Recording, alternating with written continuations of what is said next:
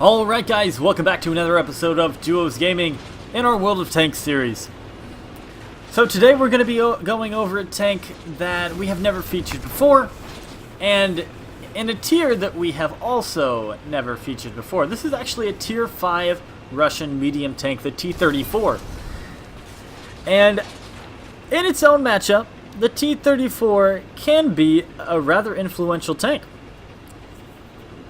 As I'm sure you guys have noticed by now, I play mostly with an aggression that constitutes a medium tank. So I like to get stuck up in the fighting, and nothing's better to do that with than the Russian mediums. So one thing to note right off the bat about the T-34 is that it is not the most accurate tank. And I tried to auto-aim there, and it doesn't work out for me. So at this point I'm in sniper mode trying to shoot that Lux. And in these low tiers, you can see some tanks that are overly aggressive, some that don't really know how to use their armor, like that Chinu up there. Not that the Chinu really has too much armor in general, the entire Japanese line can be a rather painful grind. But we can see that the T-34 is able to rip these tanks apart. I'm trying to take out that Lux. If the Lux is using his tank correctly, he'd be able to rip us apart from the rear. But nonetheless, the Lux is trying to out-trade me, which isn't working very well considering I am actually ricocheting the Lux's shells. We are slowly but surely taking out the Lux. Lux is down. The next tank that I'm worried about right now is the Chafee. But we're just going to stay behind this behind this building here and hope that my team makes that push. When you're in a situation like this, you don't want to be the one that makes a push and just waste all of your hit points. I was really expecting that light tank to hit me, but instead he shot the T-14 behind me. That T-14 there gets taken out of the battle, and that is one of the few tier 6s that are left in this game. Something else I forgot to mention, I'm actually in a platoon on this replay. I am in a platoon with Cody, which you, I'm sure, have seen a few videos from him in World of Tanks and in our Red Dead series. And we were able to take out that light tank together. This Bogatyr on my team is making the push, so I decided to move up with him, taking out the Marauder. And now I'm worried about that T-14. I was a little bit worried about penning the T-14 in the front, so I think about loading a premium shell. But the penetration of the T-34 actually surprises me here, and I'm able to pen the front of that tank. Seeing this medium tank, I want to take a shot on him, and I just missed his tank shooting into the ridgeline there, and I dodge a shot from the M4. That M4 shell could have been extremely devastating because he is using the derp cannon. I know this T4, this VK, or the Tier 4 German tank that's over there, I don't really know what line that's for, or it's a PC3J, is going to rip apart my Bogatyr from the back if he is able to stay there. So I push over the ridgeline, knowing full well that that M4 is probably going to take a shot at me, but the M4 doesn't really seem to notice me right now, and I see his cannon facing towards me, and he only does 100 damage, which is amazing that my tracks absorbed most of that damage. I take out the Tier 4, Cody is able to pen that M4, and I can take him out of the game.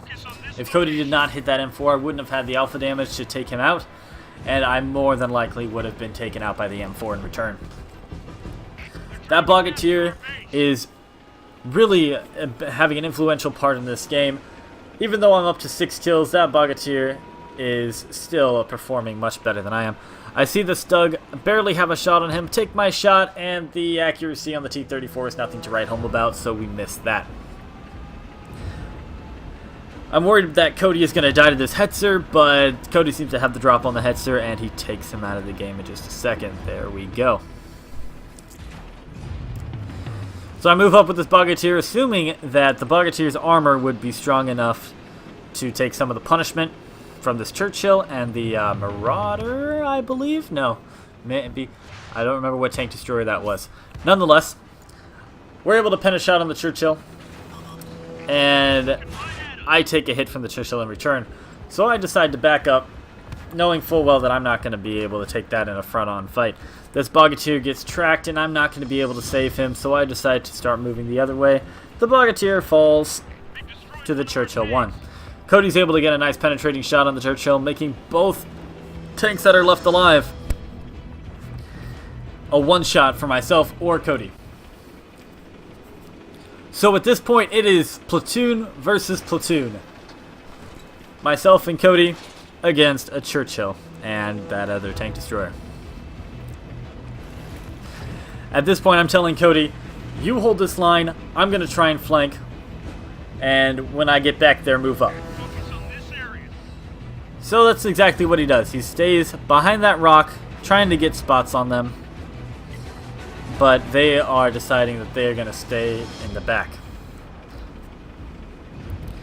I decided to go for the flank here. We don't want to go for the cap at this situation because those two tanks could easily overrun Cody and be able to take him out of the game pretty quickly. So at this point, I'm trying to get a flank on the tanks, so I think that they are hiding behind the building in F2, which is why I was a little surprised when I didn't see them, so they must be to my right. And this was a bit of a misplay. They would have known that I would have been coming from here. Luckily, I'm able to take out the Stug. And I tell Cody at this point, you need to move up. He can't kill us both. Get into the fray. So Cody starts moving forward as slow as his little tank will take him. And I try to get the flank on this Churchill. This Churchill ought to know that I am still going for him. I must have still been detected. I don't have 6th Sense on this tank or any crew skills, as I am just grinding on this tank. I take an auto-aim shot and it goes into the dead Stug. I dodge a shot from the Churchill. He hits it into his platoon mate. I dodge another one and I'm able to reload and take him out with another well-placed shot on his tank. But that concludes that replay. And as you can see, with good teamwork, even games that don't look like they're going to be victories can become extremely profitable.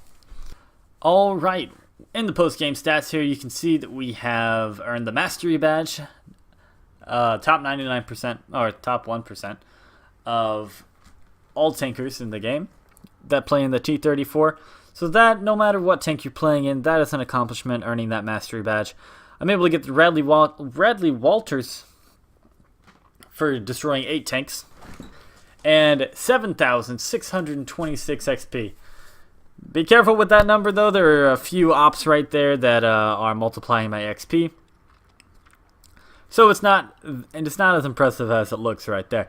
But nonetheless, that was an incredible game. Some incredible teamwork, and a shout out to that Bogatyr that was able to just be so influential in that game. We were able to come out on top, and I hope you guys enjoyed this video. Just shows you what you can do in a Tier 5 game. We mostly play into the tiers 8, 9s, and 10s, but once I had this T-34 gameplay, I just knew that we had to show this off. Nonetheless, I hope you guys enjoyed. Make sure to leave a comment, like, and subscribe, and I'll see you in the next one.